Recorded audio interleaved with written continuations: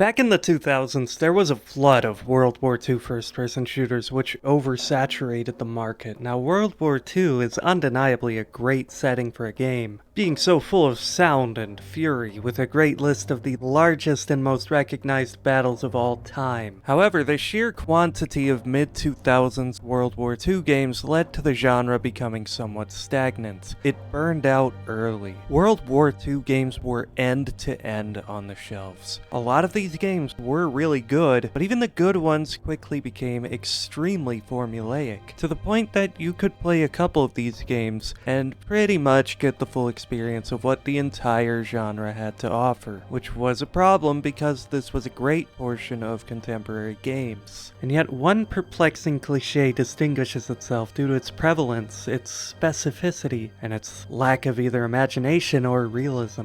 This is the call for the player to destroy the AA guns, an objective given to the player in countless World War II games in many different franchises. Carton of smoke for whoever puts the kibosh on those damn 88s. We gotta take out that 88! Take out that artillery. Pick it up and take out those damn guns. Get the last one! Before we lose any more birds! Those AA guns are gonna make that difficult. Need to take them out. Plant the satchel charge on that gun. Locate as many of these anti-air guns as possible, wipe them out so... Destroy enemy AA emplacement. This cliche is definitely grounded in World War II, but it even extended to other war settings like modern war and sci-fi games. Find that CPU and take it out. Clear out any AA guns on the west wing. Disable the turret. I have to put them out of commission. Those cannons are blasting us out of the sky. I want you to neutralize that gun. Chief, destroy that gun. The consistent need for the player to do something as specific as destroying a big pile of anti-air artillery all by himself demands an investigation. This is not just a random cherry-picked filler objective. This is something games saw as substantial. They boasted about it in their marketing. The most visible example, right on the cover of the game that started it all, the original Call of Duty, which not only launched one of the most successful media franchises in history, but also established this cliche. The cover of Call of Duty shows an anti-air quad cannon firing into the sky, while an American soldier points at you as if to order you into battle. If the games themselves are anything to go by, he's probably yelling something along the lines of, "Take out that AA gun." Every cliche becomes widespread for a reason. This was a good idea at some point. There is sound design philosophy in having the player march up to an AA gun to destroy it. When these World War II games started hitting it big, there was a great push towards realism, which the World War II setting exemplified. To further this, developers had to tackle an important issue. Despite the pretension of realism, most games ultimately still amounted to you playing as a single man mowing down dozens of enemies per level as you march from point A to point B. The AA gun was a great way to add some spectacle that cast a smokescreen over the gameplay reality.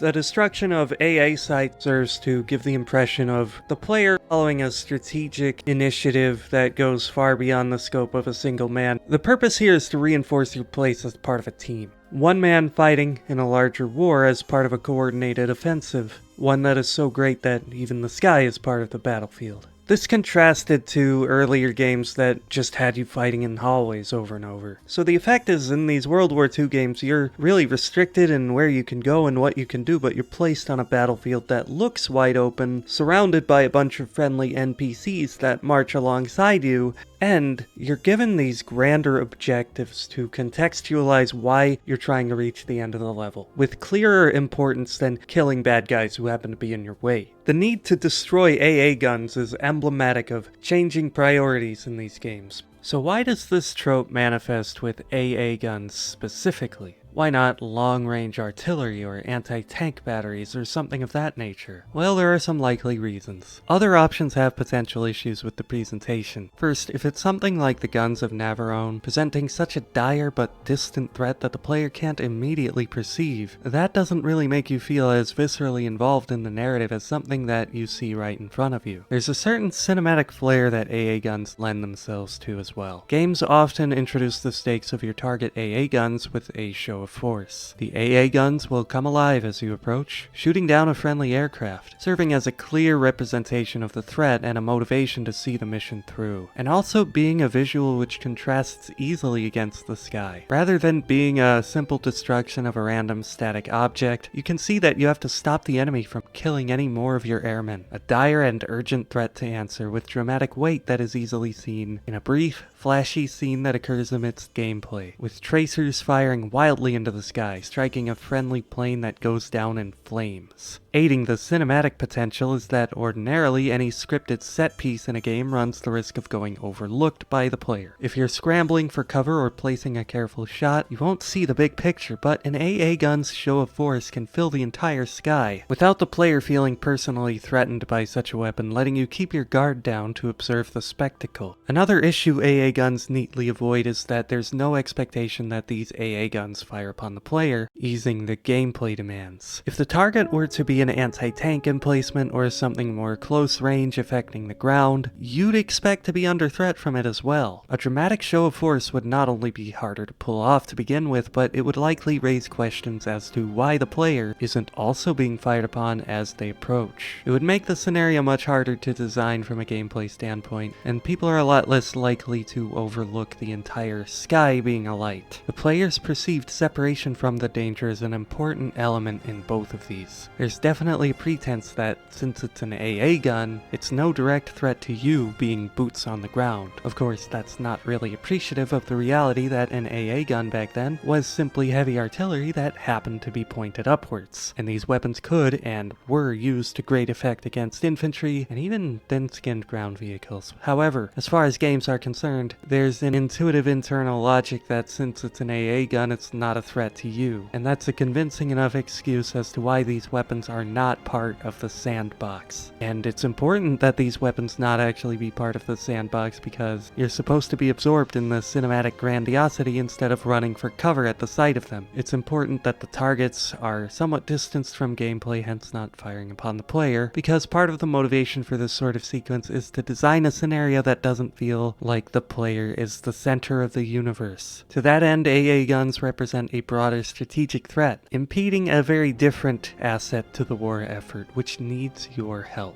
That's what this is all about, making you feel like you're contributing to a bigger war effort that extends far beyond your immediate surroundings. Rather than staging a Doom-style one-man rampage against the entire Western Front, you're participating in a large-scale battle where you're one cog in the machine. A combined arms assault where your success paves way for another element to take the fight further. Finally, of course, is the all-important matter of resource intensity. These AA gun shows of force offer a high return on investment for playing with low object detail and low-resolution textures. Contrast if they were to blow up a tank, where you'd have to model a high-fidelity, intact, and destroyed version that players would be able to scrutinize up close. Or infantry, who'd have to get death animations and everything that comes with that. Meanwhile, the AA gun show of force can look good without demanding that much detail. All of this makes AA guns very appealing from a game design perspective. AA guns are highly visible to the player, and yet what they affect is fairly distant and easy to present the full scope of from a detached perspective without driving up resource costs. The AA gun set piece has some serious flaws, however, not the least of which is the fact that it was, of course, a cliché.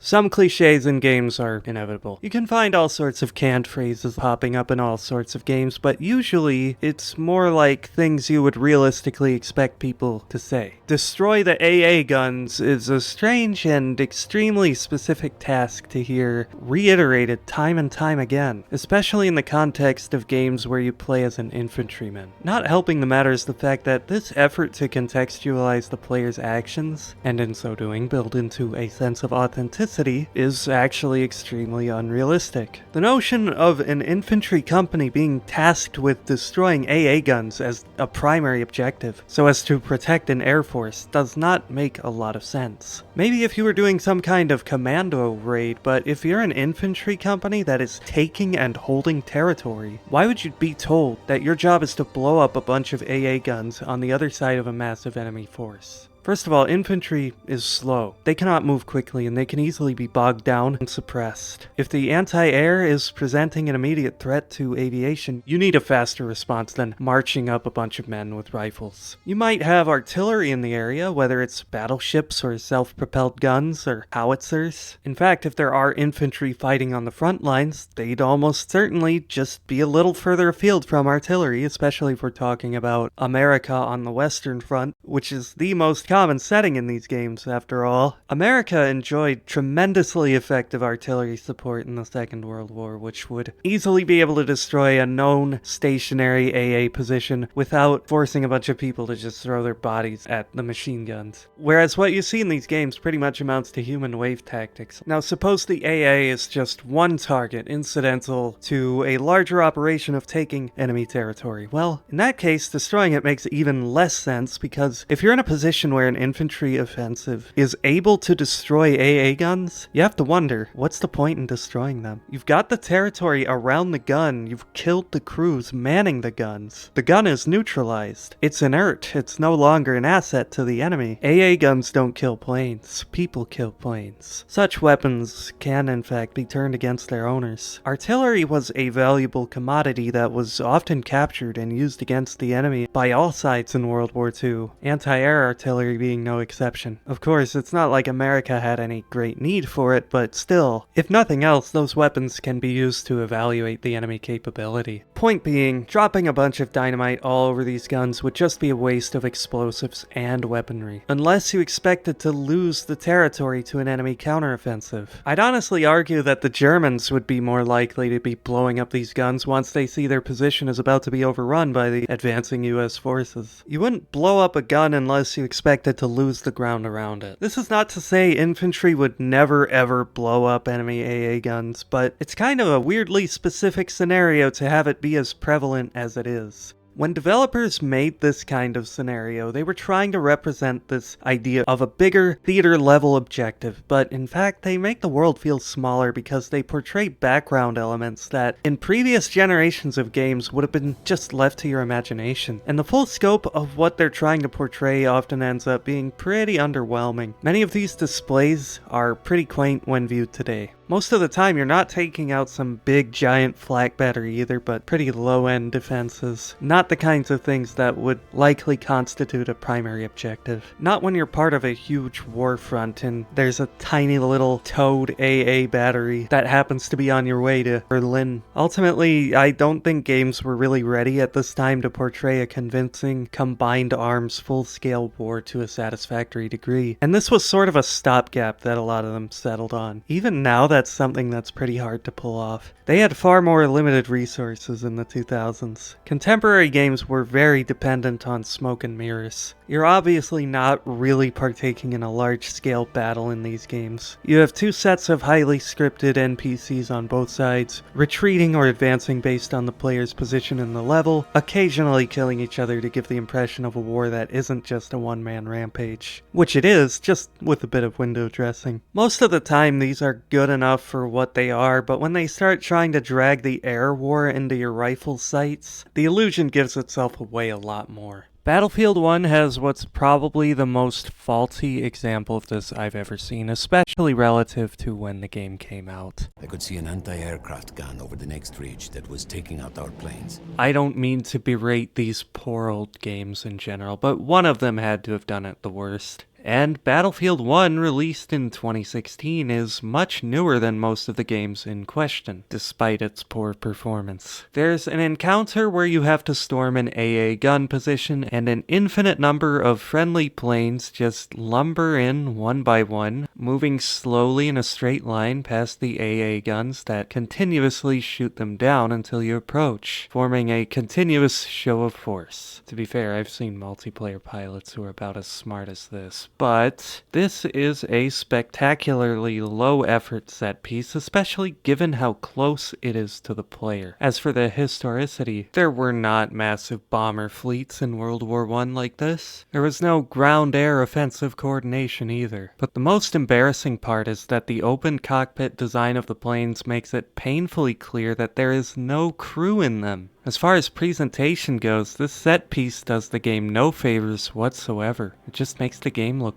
bad. So I see this AA gun situation as symbolic of the transformation games underwent over the 2000s. At the start of the 2000s, video games were still getting their feet wet. It was a fairly new medium, first-person shooters especially. 3D environments were not a very well-tread field of development. Just look at Halo. Halo went from what was mostly a corridor shooter, complete with Unreal Tournament-style power-up prisms, to a game that portrays a full-scale war complete with low-poly banshees flying around in the background. Whereas before, the game was not livened up by anything except the people you were fighting with and against on the ground. Now, the situation in the original games might have left people wondering, what is the Covenant Air Force doing? Do the Covenant not have artillery? You'd have no way to answer that kind of threat, even if you are a super cool Spartan. And I mean, whether it's World War II or an interstellar war, what is a war? Is it a guy rampaging down a bunch of hallways? No. There's a battlefield, there's a front line, there's a theater of operations, all with escalating threats. And games tried to push in that direction. And Halo 3 notably was trying to portray this, contextualizing the Master Chief as indeed being part of an army rather than winning a war single-handedly. And while it's not perfect, because having this wider perspective of the battlefield does call attention to some of the questionable strategies employed in Halo that weren't really there in the original games due to their narrow scope. That aside, Halo 3's spin on the destroy the AA guns mission objective is one of the better ones, mainly because Halo 3 found a way to make it a lot more fun and engaging, more convincing than the typical example. Many of the AA gun objectives here that you're ordered to attack are anti-air wraiths. The crucial difference here is that the AA wraiths are actually part of the proper sandbox. They react to your presence, and they will return fire on you. They can be engaged in a variety of ways, and that makes the campaign feel more replayable, and more importantly, it makes these moments feel like actual parts of a game acting in service of the core gameplay, and appearing like elements of an authentic, living battlefield instead of just being a button you press to end the level. And that highlights the core weakness of this AA gun concept in its general execution. The reason these tend to be underwhelming is that they really do just amount to being highly decorative buttons that you press to advance the level. They pull you away from the proper mission while being pretty boring in execution. The biggest cliche is that there's so often the telltale gold-trimmed outline of, place a satchel charge here please. This is emblematic of an obsolete game design that's as bad as if characters just said openly in dialogue, it's a good idea to interact with yellow tape.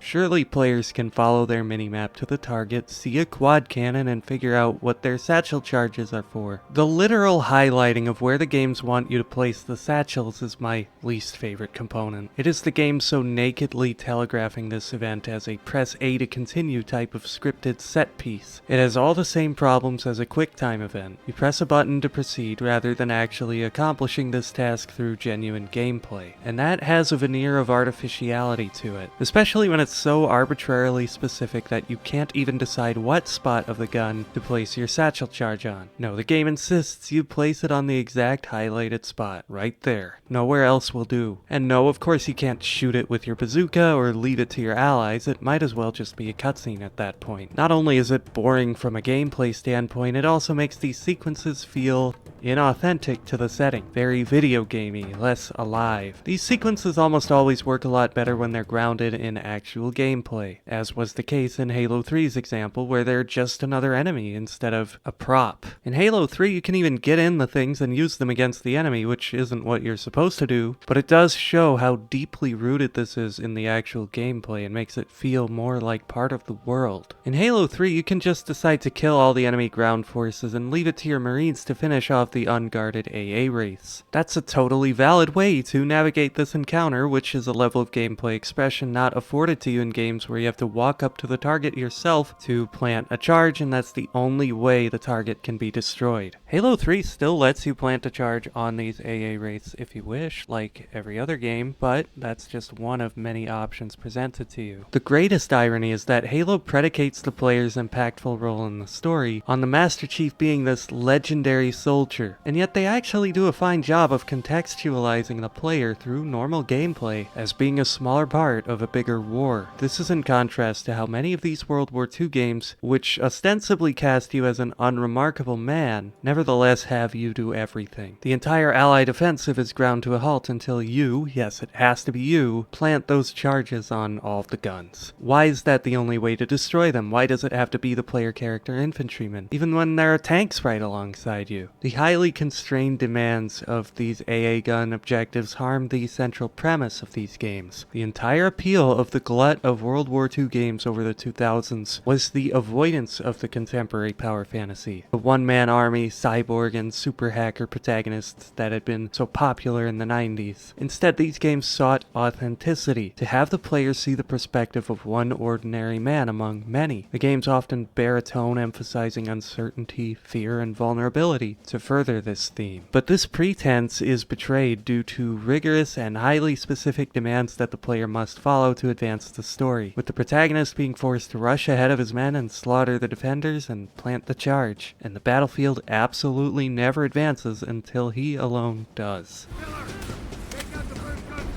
The result is that the player character will seem quite a bit more extraordinary than he's supposed to be, with the largest war in human history being more dependent on a random infantryman's actions than Halo's conflict is dependent upon the last survivor of a race of superhumans. The distinction between Halo and other contemporary shooters is clear even in small details. The Hornets that these AA race target aren't just pilotless props in the background like what you so often see. They're not even just scripted set-piece units. They're actual in-game AI, operating with Marine AI pilots who have dialogue, drop ammo on death, ragdoll, and all of that. And while they don't actually do too much, they will occasionally jump in to help you take out vehicles, especially enemy aircraft, keeping them off the player's back. It all ties together to build into a cohesive narrative of a wider battlefield, expressed entirely through live, unscripted gameplay, with no smoke and mirrors, no arbitrary demands that the player do such a specific thing.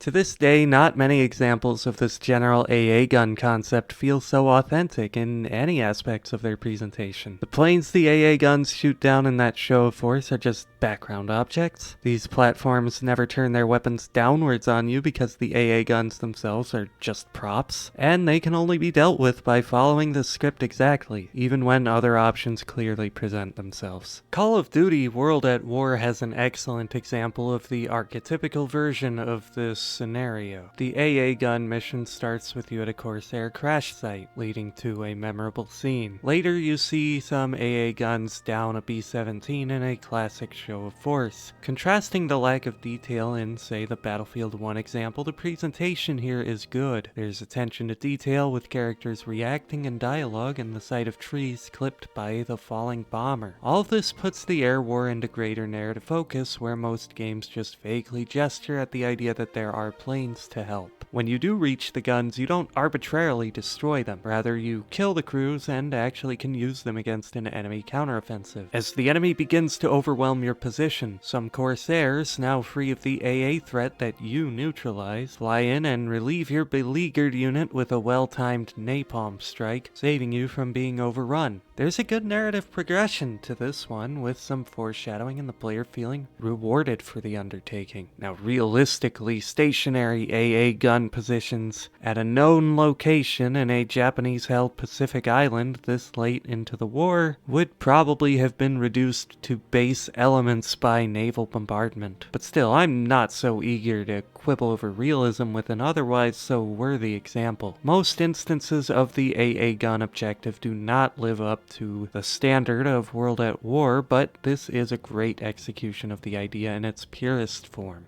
I've spoken somewhat negatively about the AA guns' objectives. I don't think they're entirely a waste. I think these AA gun sequences do an alright job of demonstrating a larger front and bringing some broader context to your actions as part of a larger war. They get the job done, which is why they were so popular for developers. However, they're somewhat lacking in inspiration. Many of the games that featured such sequences could have afforded a bit more creativity, and would have benefited from integrating these sequences sequences into the core gameplay as we saw in Halo 3. I don't blame games for being a bit lacking for their portrayals of the largest war in human history when said games were released in the 90s or early 2000s. The classic AA gun set piece sequence was a justifiable stopgap measure at a time where the technology did not make it possible to do much more to paint a picture of such a massive war. But while most of my examples have been from older games, this whole charade still happens more or less exactly the same way in new games, with the same unchanging demand that the player destroy these targets in the exact developer-specified way. Technology and better practices are at the point that new games can design this exact kind of objective and make it much more interesting. It's been done. But as it stands, these sequences tend to underdeliver on gameplay and also lack the realistic grounding that drives games to include focused objectives like this to begin with. There's no need for a 2000s era stopgap measure anymore. No need for the epic final confrontation to lead you to a non-threatening static set-piece object that has no gameplay presence except to give you a button prompt and advance the script. I don't think this is necessarily a bad game design choice, especially for older games which were fighting an uphill battle presenting a large, broad war front. But some things are probably better left in the past and less innovated upon. This concept is not fundamentally irredeemable, but it certainly doesn't seem like an area where developers tend to put forth their best effort. There's nothing wrong with asking the player to destroy an AA gun, but it's long past time that this stopped being a means to grind the game to a halt, to go through the motions of an unnecessarily scripted set-piece sequence.